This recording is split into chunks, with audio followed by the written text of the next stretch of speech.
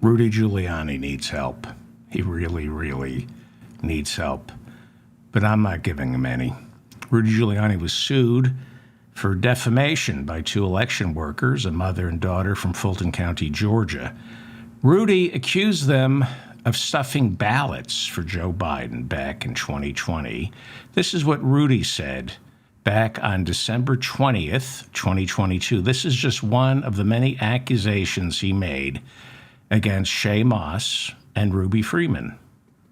Quite obviously, surreptitiously passing around USB ports as if they're vials of heroin or cocaine. I mean, it's obvious to anyone who's a criminal investigator or prosecutor, they are engaged in surreptitious illegal activity again that day.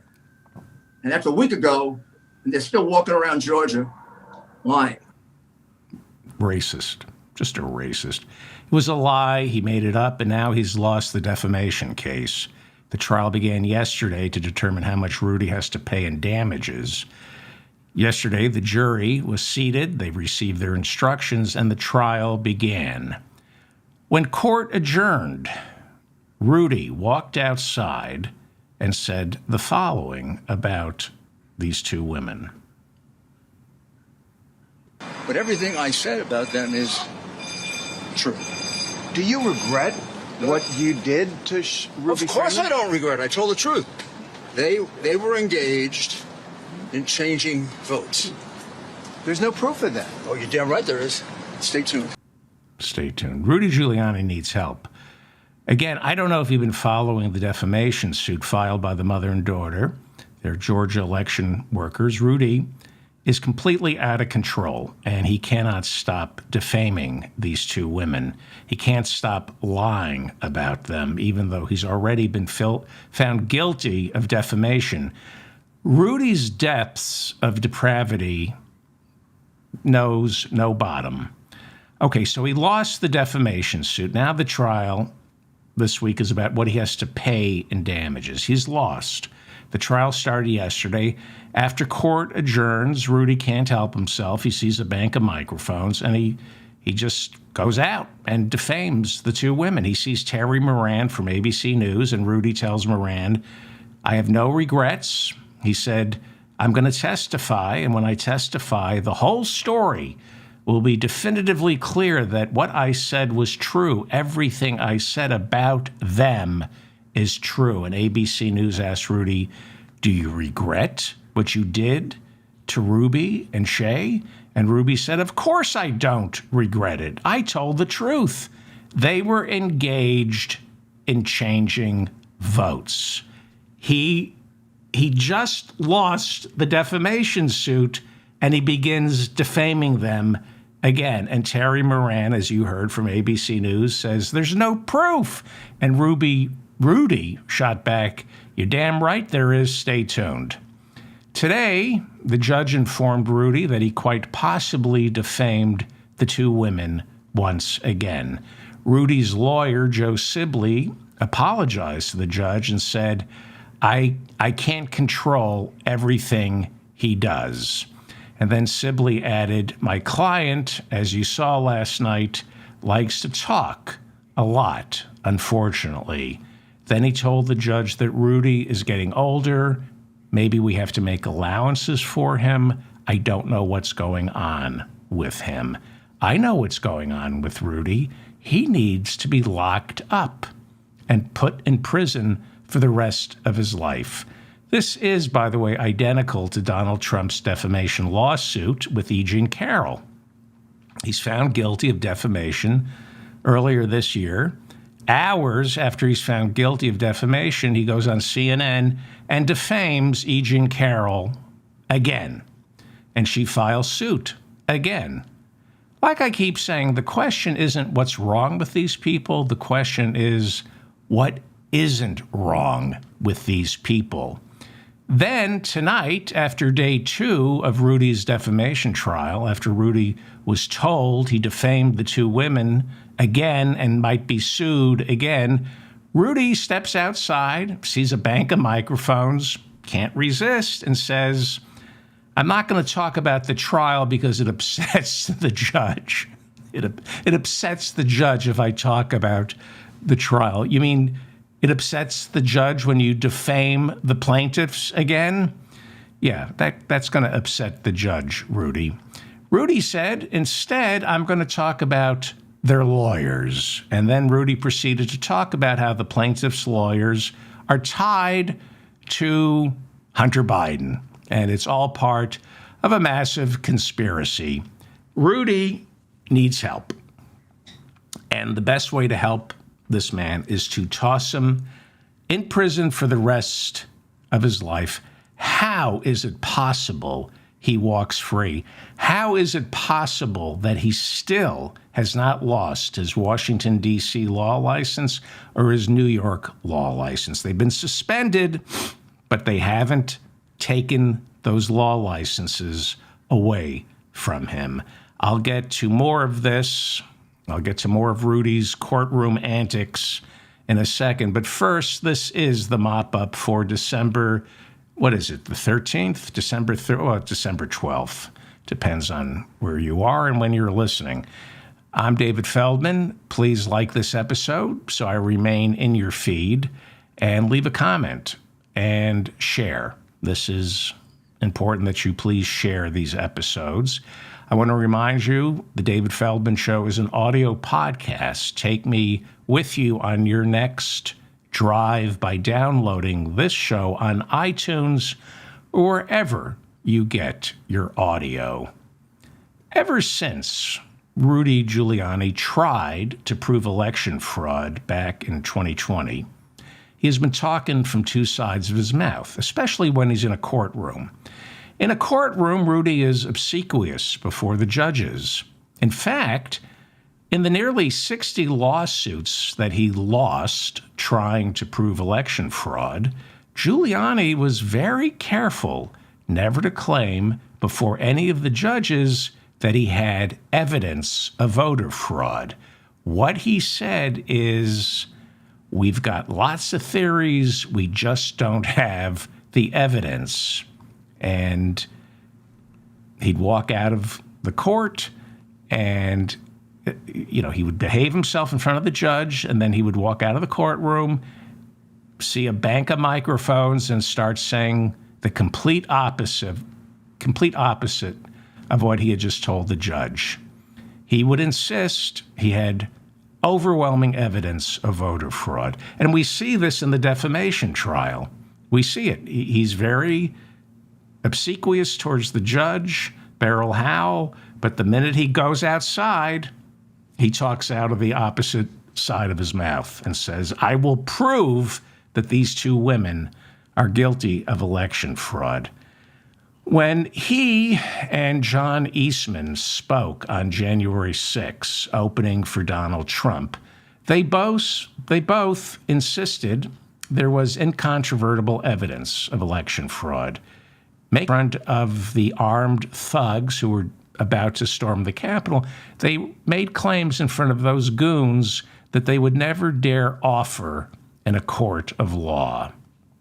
There seems to be this notion that the right has, and that is you can say whatever you want, that your language, your lies, your threats are all constitutionally sound so long as you're not under oath. But Donald Trump discovered earlier this year in the E. Jean Carroll defamation lawsuit that the First Amendment has its limitations. For instance, the First Amendment only protects Americans from being censored by the United States government. In a workplace, in a commercial establishment, or on a college campus, your speech is not free. You can be fired, refused service, or suspended from a university because the people in charge don't like what you said. And what Rudy and Donald Trump are learning is that you have to watch what you say about people. You have to watch what you say about elections, even when you're not under oath. You have to watch what you say when you're standing on a platform in front of the ellipse on January 6th. You have to watch what you say because your words will incite an insurrection. After E. Jean Carroll filed her civil lawsuit accusing Donald Trump of rape, Trump said he had no idea who she is and then defamed her by saying something along the lines that she was crazy. Earlier this year, in a civil trial, the jury found Donald Trump guilty of rape. And they also found him guilty of defaming E. Jean Carroll when he lied and said he had no idea who she was and that she's crazy. Defamation is not protected speech. You cannot make up lies about people. You can't call them crazy. The E. Jean Carroll trial picks up again on January 15th, where a jury will determine how much Trump has to pay in damages. So far, he owes her, I think, about $5 million, and this jury could end up doubling that. So, Republicans defend Trump. They talk about this E. Jean Carroll trial as though Trump is a victim of the cancel culture. Trump and his defenders maintain he should be allowed to say whatever he wants about E. Jean Carroll because it's protected by the First Amendment. It's not. And then an interesting thing happened after Trump lost the defamation suit. Right after he insisted there's no such thing as defamation, he turned around and countersued E. Jean Carroll for defamation. Even though he says there's no such thing as defamation, he sued, claiming E. Jean Carroll had defamed him by saying he defamed her. Obviously, his case was immediately tossed out of court.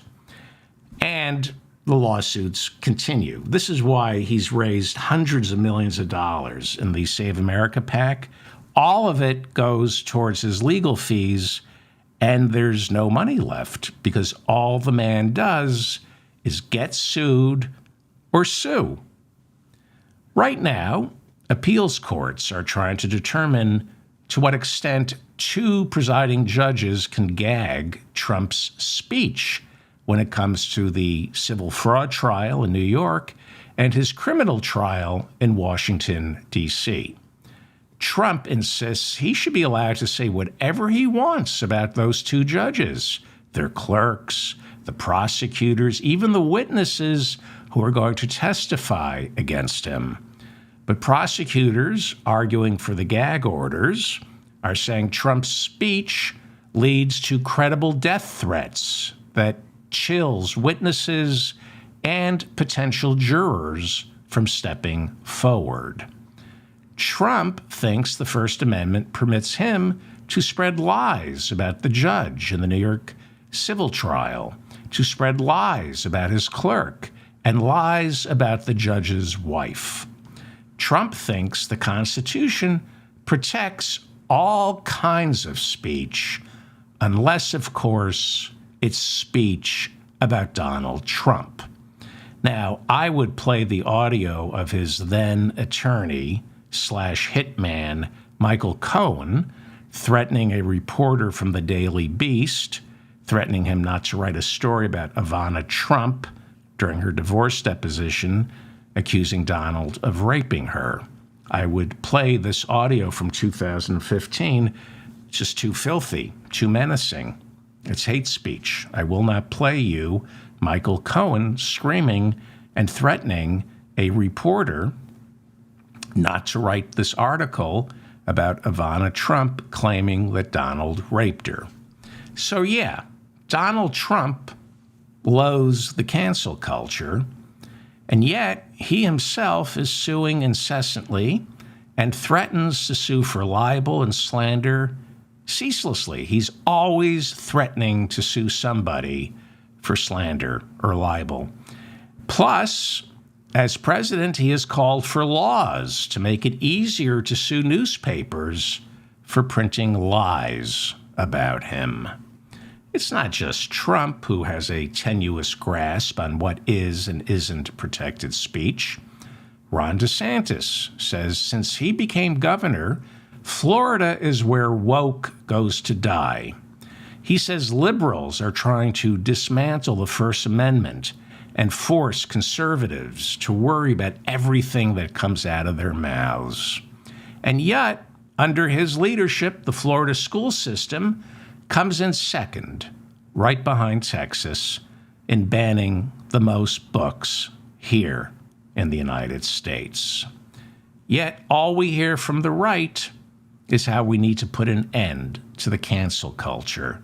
But when Democrat Rashida Tlaib, the only Palestinian American serving in Congress, immediately after the October 7th massacre in Israel, when she spoke of Bibi Netanyahu's atrocities in Gaza, she was censured by the Republican-controlled House of Representatives, who are so concerned about the cancel culture and preserving freedom of speech. And then there's Elise Stefanik, who is part of the Republican leadership in the House. She has Liz Cheney's old job. Liz Cheney got kicked out of the House leadership after she voted to impeach Donald Trump.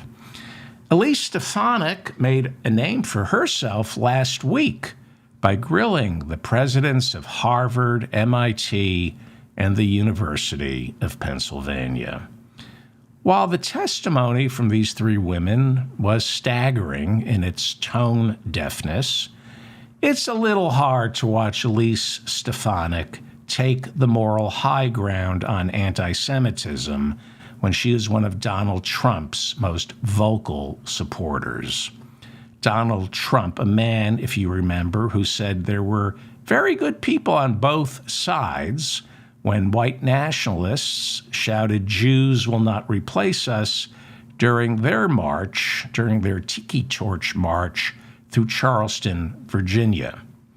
Elise Stefanik supports a president, a former president, Donald Trump, who, as Jamie Raskin pointed out in his attack on Elise Stefanik's hypocrisy, dined with Kanye West and neo-Nazi Nick Fuentes at Mar-a-Lago immediately after Kanye's barrage of pro-Hitler, Holocaust-denying effluvium. Stefanik reportedly told another congresswoman right before the hearings on anti-Semitism that this is a little gossip for you. Stefanik reportedly told another congresswoman before the hearings on anti-Semitism that she couldn't care less about protecting Jewish students.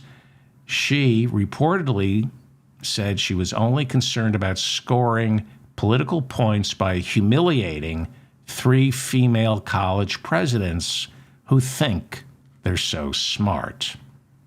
Well, I have to confess, it was great television. Who doesn't enjoy watching highly credentialed academics exposed as blubbering fools? Stefanik did have her moment. She and most of us were aghast when the president of the University of Pennsylvania somehow couldn't bring herself to say that calling for the genocide of Jews violated her campus's code of conduct. It was astonishing how lost in the ivory clouds Liz McGill, the former president of the University of Pennsylvania, was. It was amazing to see how ill-prepared she was, especially since she, along with Dr. Claudine Gay of Harvard, were prepped for their testimony by lawyers, very expensive lawyers from Wilmer Hale, one of the most expensive law firms in Washington, D.C. They call them white shoe law firms, right? The old boy network. Yep. That's what these two elite presidents from elite private universities did. They had to testify before Congress, so get on the horn with Wilmer Hale, the big law firm. because we only surround ourselves with the best, the cream of the crop. I'm the president of Harvard. I'm the president of the University of Pennsylvania, the elite of the elite, and we're about to testify about anti-Semitism, so we'll hire Wilmer Hale, an elite law firm filled with lawyers from the same elite law schools that we attended to prep us elitely. We'll pay them thousands and thousands of dollars. And if you saw the testimony, that is what you get from their expertise. That's what you get from these elite universities. The president of Harvard, the president of the University of Pennsylvania, don't know that calling for the genocide of Jews violates their own university's speech codes. How can you not know that? What about calling for the genocide of chubby Jews? Well, you could be sure they would have said body shaming is unacceptable, and that student who said that would be suspended. But calling for the extermination of just Jews? Well, I need to understand the context of the statement before I know whether that constitutes harassment. What about the extermination of Jews who stammer? Well, of course, that violates our code of conduct. Can't make fun of anybody who stammers. But the extermination of all Jews, I need to hear how it was said, what the intent was, and why it was said. That's pretty much how the testimony went. That wasn't what was said, but that's pretty much how it went. Elise Stefanik, whose husband is a lobbyist for gun makers, she's a strong Trump supporter, and she opposes the cancel culture. Nobody, she thinks, should be canceled for what they say.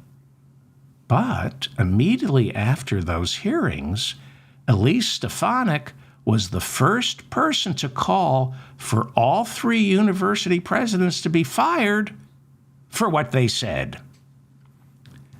Elise, I hate the cancel culture, Stefanik, didn't like what these women said, so cancel them. Cancel them not just for what they said, but for what they didn't say. You can get canceled. That's a first, getting canceled for not saying something. Now, what I find curious is why a so-called champion of free speech like Elise Stefanik would suddenly support campus speech codes. You know, like a campus speech code that says you can't call for the genocide of the Jews. Seems to me, if you're a MAGA Republican like Elise Stefanik, seems to me that calling for the genocide of Jews, just like using the N-word or the C-word or making homophobic jokes, that would be considered by Republicans like Elise Stefanik to be protected speech. Certainly when Joe Rogan got caught using the N-word a million times, it was Republicans like her who said, it's protected speech. You can't cancel him just because he used the N-word. Charlie Kirk from Turning Points and Jordan Peterson are running all over college campuses complaining about fragile college kids who are too soft because nobody is allowed to call them fat or gay. But suddenly, the Republicans are in favor of speech codes when it comes to winning over Jewish voters. Suddenly, they believe in campus speech codes. I always thought, if you listen to Ben Shapiro, you walk it off. Somebody says something nasty to you, you walk it off. They're just words. That's what Republicans always say. They say there's no such thing as bullying or harassment. But all of a sudden, they're into speech codes. Interesting. Somehow, Elise Stefanik, whose loyalty to Donald Trump knows no bounds, thinks it's okay for schools like Harvard, MIT, or the University of Pennsylvania to censure the language of their students by enforcing speech codes. Interesting. Likewise, I find it baffling that these three college presidents who exist in a world of trigger warnings and where language that is homophobic, sexist, or body shaming can be grounds for suspension from their elite private schools, but somehow they just couldn't extend the same protections to Jews when someone calls for their extermination. Somehow the calls to exterminate Jews had to be contextualized. What about exterminating gay Jews? Would that qualify as hate speech, or does that have to be contextualized as well? In her later apology, the president of the University of Pennsylvania said she failed to give the proper answer because she had tied herself up in legal knots, wanting to make sure she wasn't advocating against freedom of speech. She is a lawyer. She said as a lawyer, she takes freedom of speech very seriously. No, you don't. College is all about censoring speech. You don't give a shit about free speech, nor should you. In fact, that's why I sent my idiot kids to college, to get them to shut up. Shut up, listen, and learn. College is not about freedom of speech. At least that's what higher education should be.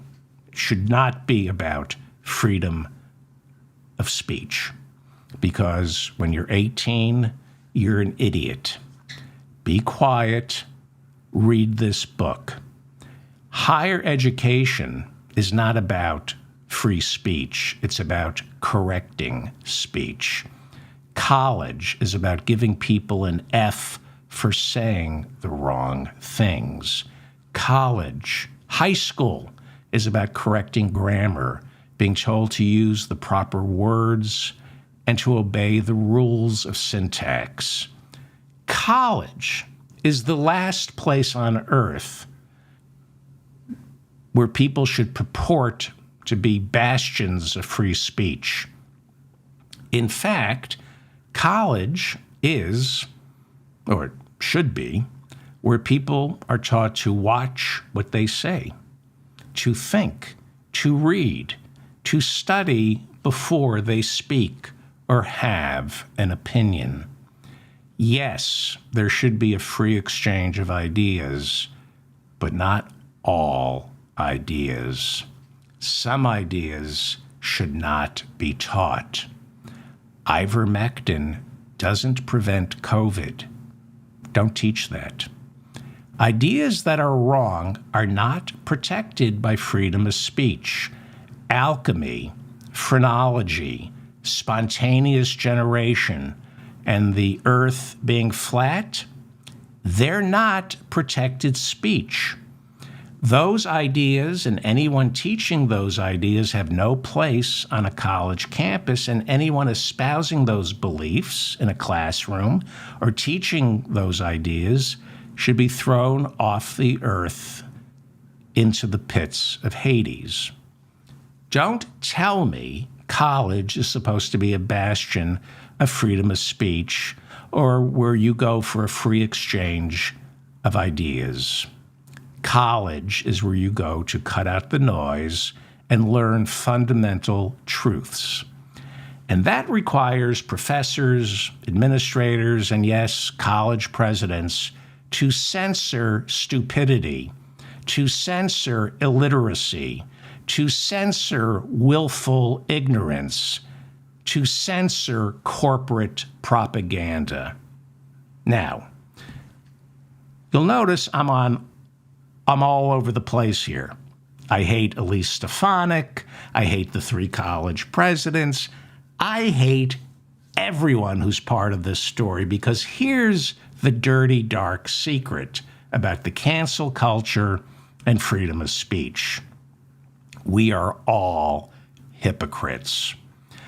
We all think we're opposed to cancel culture.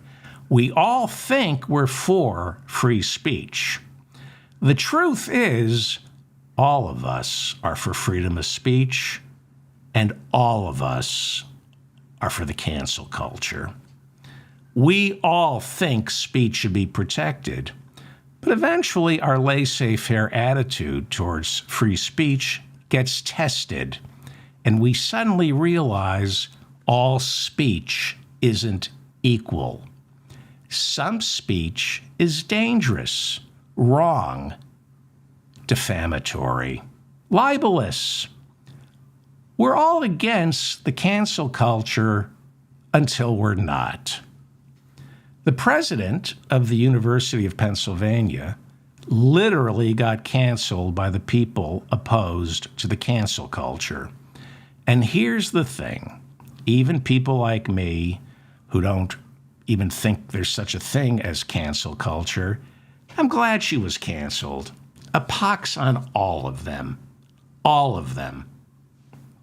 But let's not forget, college campuses have been silencing speech before cancel culture was even invented.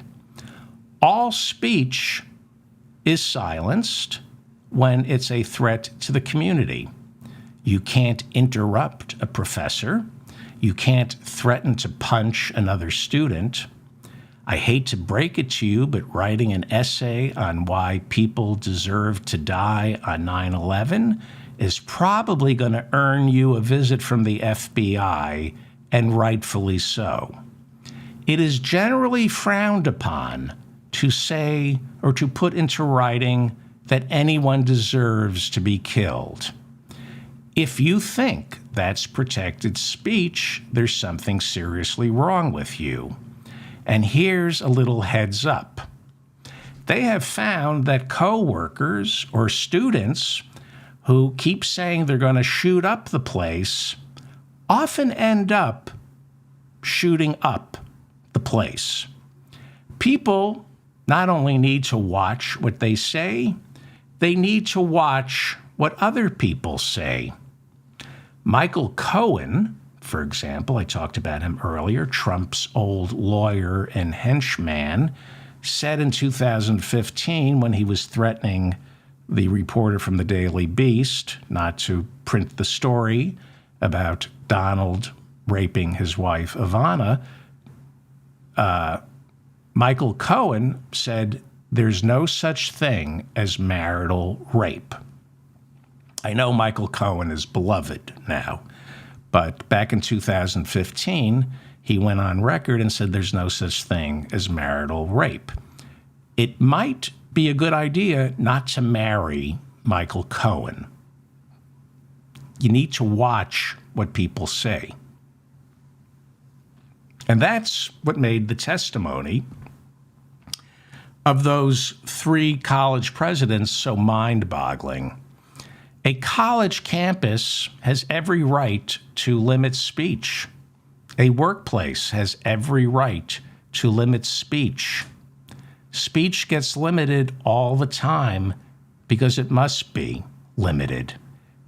If you work for a living, how many times have you or somebody above you told you you're talking too much? Let's get to work. Speech gets limited all the time. And there are many ways that it gets limited. For example, the president of Harvard, Dr. Gay, is now accused of plagiarism, of lifting entire passages from someone else's work when she wrote her 1997 doctoral dissertation. Now, I was online. I saw what she is alleged to have lifted, and from what I can tell, it's plagiarism. She lifted entire paragraphs, word for word, without proper citations, no quotation marks. That violates Harvard's academic code. That violates everybody's academic code. Plagiarism normally gets you kicked out of college. But, you say, isn't plagiarism freedom of speech? No, you can't steal someone's words without citation. Freedom of speech does not protect stolen speech. Elise Stefanik on Tuesday wouldn't let up on the plagiarism. She accused Dr. Gay, the Harvard president, of plagiarism. But now, Elise Stefanik herself is being accused of plagiarism by Congresswoman Kathy Manning of South Carolina. Some more gossip. Congressman Manning is now accusing Elise Stefanik of lifting entire paragraphs from a letter Congressman Manning had written to the university presidents. She says that Stefanik took whole passages from her letter and plugged them into her letter and claimed those passages were hers. Like I said, I hate everybody in this story. There are no good people. Because what do we talk? We're talking about elite private schools, people who think they're so smart and better. Well, back to Rudy Giuliani, a man who lies with abandon and thinks his lies are all protected speech. They're not. Among Rudy's many legal problems are that the federal civil lawsuit I talked about earlier, filed by two Fulton County, Georgia election officials who sued Rudy for defamation after he repeatedly accused them of stuffing ballots for Joe Biden in the 2020 presidential election. I've talked about the two women. They are a mother and a daughter named Shay Moss, who is 39, and her mother, Ruby Freeman, who Rudy Giuliani, who's a racist. Anybody who lived in New York when he was mayor knows that Rudy Giuliani is a racist. Giuliani kept accusing them on national television and before the Georgia state legislature of passing a USB stick filled with phony Biden votes like it was, quote, crack or heroin.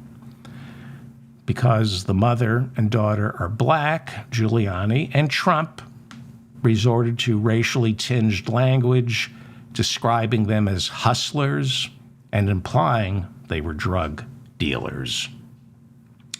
Rudy Giuliani kept accusing them of removing a large container of votes and then stuffing those votes into the tabulating machines. He said it was all captured on video. It wasn't, and they didn't. It was all a lie, a racially tinged lie, down in Georgia, of all places, to spread racially tinged lies about two black women. What a despicable monster Rudy Giuliani is. Within hours of Rudy Giuliani's first accusations, the death threats started to pour in.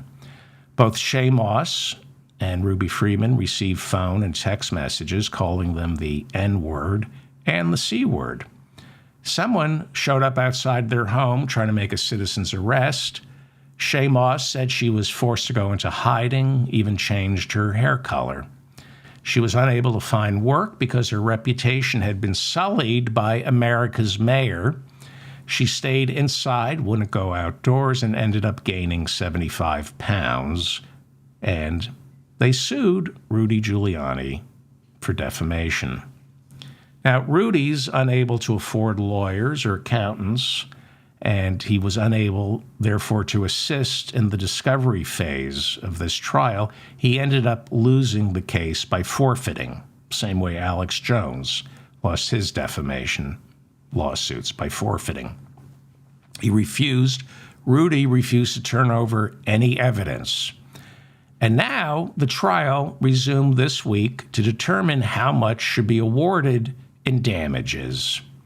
Judge Beryl Howell told the jurors, quote, "This court has already determined that Mr. Giuliani is liable for defamation and that Ms. Freeman and Ms. Moss are entitled to receive compensation, including in the form of punitive damages for Mr. Giuliani's willful conduct, unquote.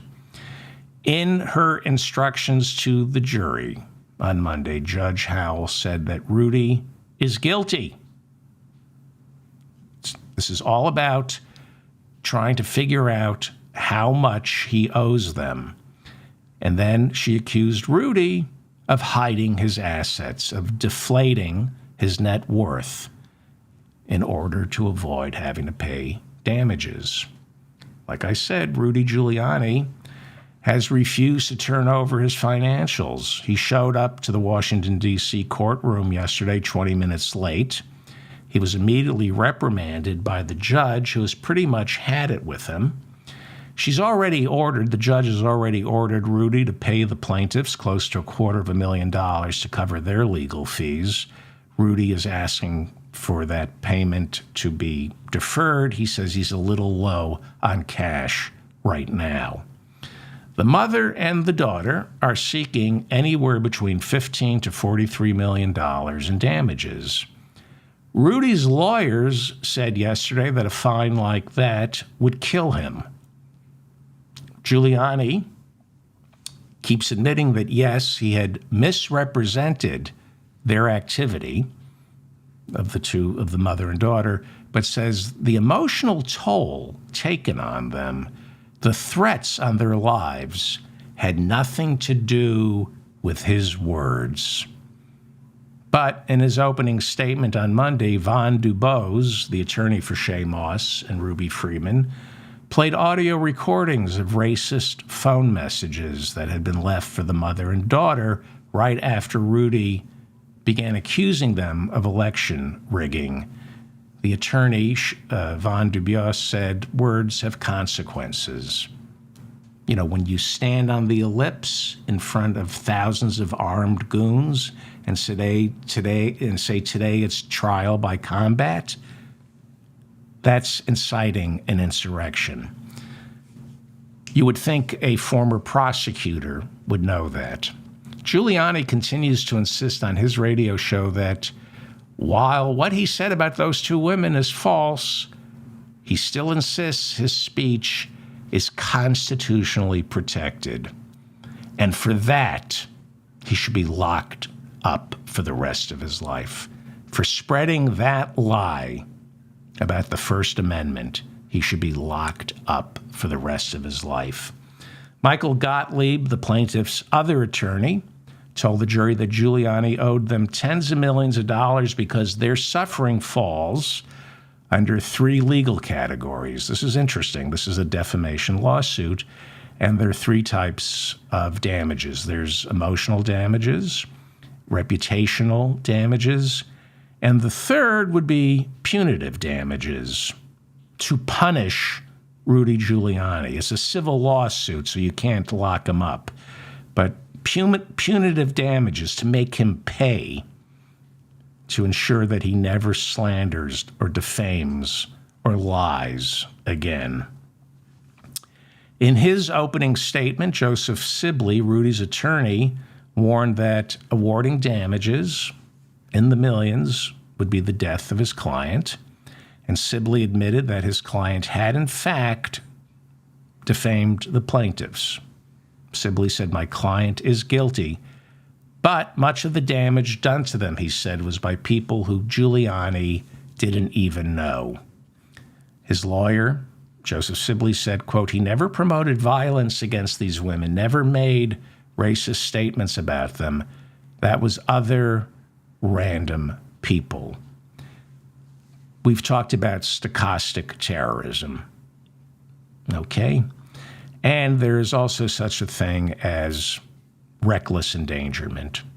You can be charged with manslaughter even when you didn't intend to kill someone. Look at what Alec Baldwin is going through because of those publicity-hungry prosecutors in New Mexico. A witness for the plaintiffs testified that after Rudy Giuliani disparaged the two women, close to 1 million mentions of Moss and Freeman ended up on social media that were graphic, threatening, and racist. Let me guess, Twitter?